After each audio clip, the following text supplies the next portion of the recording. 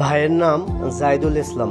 ওনার বাড়ি রৌমারী খঞ্জনমারা গ্রামে ৩ নং বন্দবের ইউনিয়নের সাথে। তিনি দীর্ঘদিন যাবৎ রৌমারী সদর হাসপাতালে এমার্জেন্সি বিভাগে কর্মরত ছিলেন। জীবন এবং জীবিকার তাগিদে কিছুদিন আগে পাড়ি জমান মিশরে। এখানে এসে সে গুরুতরভাবে অসুস্থ হয়ে পড়েন। বর্তমানে মিশরের একটি হসপিটালে এমার্জেন্সি বিভাগে ভর্তি আছে।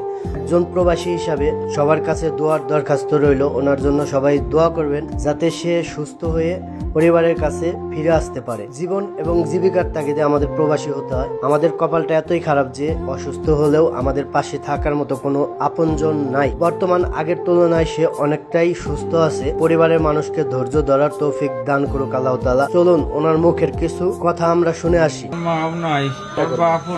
আমার বাপ আছে, আমার তো বাপ নাই। তুমি আর আমি তো একই। তুমি সুস্থ হবে ভাই, যা করার করবো ইনশাআল্লাহ। আজ নিয়ে আসমনি ভাই, মোবাইল কালকে নিয়ে আসমনি, আজকে আনি নাই। না না না, আমার বাসায় আমার কাছে মোবাইল আর কি, তোমার সব কিছুই আছে। মানি ব্যাগ আমি তোমার টেয়া দিছি, 2 টেয়া দিয়ে অমনি থুয়ে দিছো, 200 টাকা দিয়ে আছে, অমনি আসলে সব থুয়ে দিছি। না না না, মোবাইল আমার বাসায় আমার কাছেই, কালকে নিয়ে আসমনি আমি, কালকে আসতে নিয়ে আসমনি আমি, ঠিক আছে? হ্যাঁ।